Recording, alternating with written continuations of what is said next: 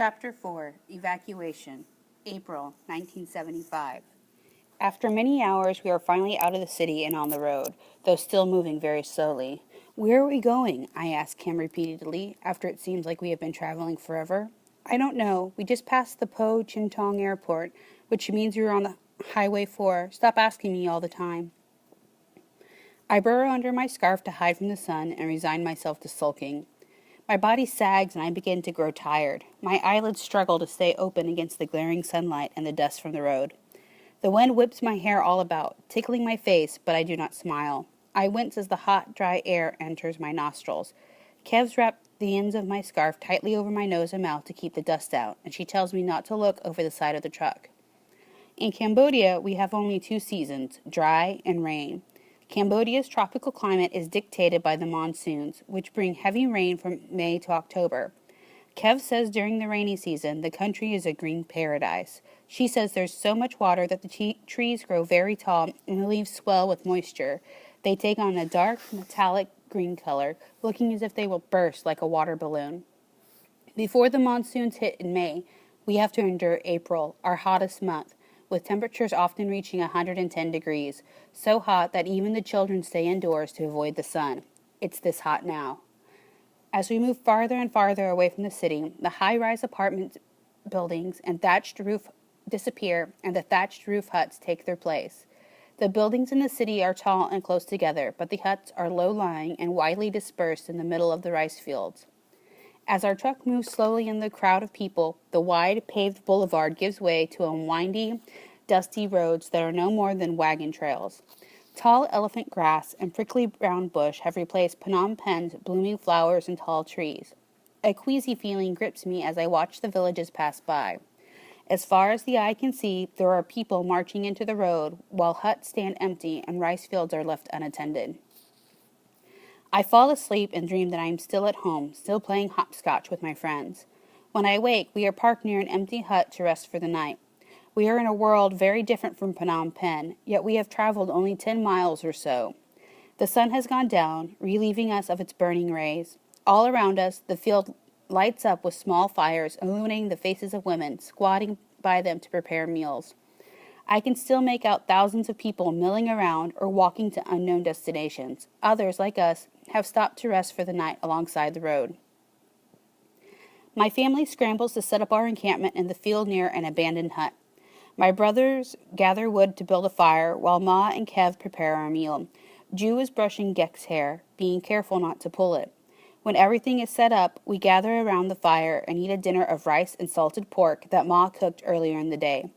There are no tables or chairs for us to sit on, while we kids make do with squatting. My parents sit on a little straw mat that Ma has packed. I have to go to the toilet, I tell Ma urgently after dinner. You have to go in the woods. But where? Anywhere you can find. Wait, I'll get you some toilet paper. Ma goes away and comes back with a bunch of paper sheets in her hand. My eyes widen in disbelief. Ma, it's money. I can't use money. Use it. It is of no use to us anymore, she replies, pushing the crisp sheets into my hand. I don't understand this. I know that we must be in really big trouble. I know this is no time to argue, so I grab the money and head off to the woods. After I finish, Ju and I decide to explore the area. As we walk, we hear leaves rustling in the bushes nearby. Our bodies tense. We clasp each other's hands, holding our breath, but then a small feline silhouette saunters lazily out of the bushes, looking for food. The owners must have forgotten it in their hurry to leave. Ju, I wonder what happened to our cats. Don't worry about them. We have 5 cats in Phnom Penh. Even though we say they were our cats, we had no real claim to them. We didn't even have names for them. They came to our home when they were hungry and left when they were bored. Well, somebody is probably having them for dinner by now, Kim teases us when we ask him. We all laugh and scold him for saying such a thing. Cambodians do not generally eat cats and dogs. There are specialty stores where they sell dog meat, but at very expensive price. It is a delicacy. The elders say that eating dog meat increases body heat, thus increasing energy. But you shouldn't eat too much of it or your body will burn up and combust. That night, Ma tucks me on the back of the truck. While Ju, Gek, and I sleep with her on the truck, the older kids sleep on the ground with Pa. It is a warm and breezy night, the kind that requires no blankets. I love sleeping outside with the stars. My imagination is captured by the bright, shining light, but I don't understand the vastness of the sky. Every time I try to wrap my mind around the concept of the universe, my mind spins as if caught in a whirlpool of information I will never be able to understand. Jude, the sky is so big. Shh, I'm trying to sleep. Look at the stars. They are so beautiful and they are winking at us. I wish I was up there with them and the angels. That's nice. Now go to sleep. You know the stars are candles in the sky? Every evening the angels come out and light them for us. So if we lose our way, we can still see. Pa told me in the past that I am blessed with a gifted imagination, and he likes the stories I tell. When I awaken in the morning, my siblings are already up. They were awakened by gunshots fired into the distant sky by the Khmer Rouge, but I was so tired I slept through it. My siblings all have gray pouches under their eyes. Their hair is knotted and sticking out in many directions. Slowly, I sit up and stretch out my sore shoulders and back. Sleeping in the truck is not as fun as I thought it would be. Before long, a group of Khmer Rouge soldiers come by and yell at us to keep moving. After a small breakfast of rice and salted eggs, we get back in our truck and take off again. We drive for many hours. Everywhere we go, we see people walking in all directions. The sun is high and hot on our backs. It burns through my black hair as little beads of water collect through my hairline and on the curve of my upper lip. After a while, we get on each other's nerves and start to fight. It's not much farther, kids. We're almost there, Paul tells us when we stop to have our lunch. Soon we will be where it is safe. As Ma and Kev prepare our meal, Pa and Meng disappear to gather firewood. When they return, Pa tells Coy that it is a good thing that we got out of the city as quickly as we did. He says the people he just talked to told him that the soldiers made everyone leave the city. They emptied schools, restaurants, and hospitals. The soldiers even forced the sick to leave. They were not allowed to go home first to their families, so many people are separated.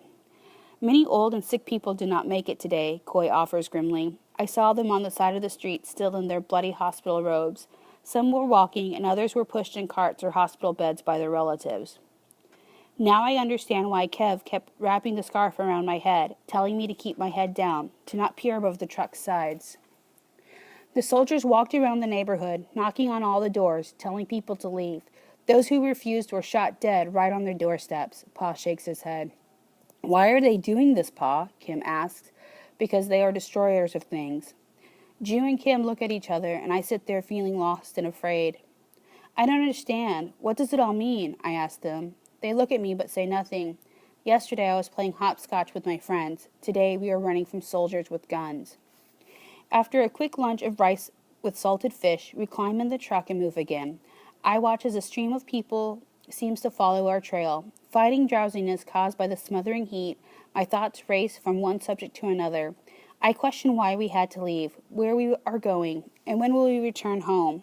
I do not understand what is happening and long to go back home. The sudden sputtering and choking of our truck halt my daydreaming. It kicks and whines and finally stops. I climb off, hoping it will move again. The truck's out of petrol, and there's no petrol station around here, Pa says. Looks like we have to walk the rest of the way. Everybody grab only some clothes and all the food you can carry. We have a long way to go yet. Pa then orders us what to take and what to leave behind. You! Someone yells. We all stop what we are doing and stand paralyzed. You! A Khmer Rouge soldier comes over to us. Give me your watches. Certainly. With shoulders bent to show submission, Pa takes the watches off Meng and Coy's wrists. Pa does not look at the soldier in the eyes as he hands the watches over. All right, now move, the soldier orders, and then walks away. When he is out of earshot, Pa whispers that from now on we are to give the soldiers anything they want or they will shoot us.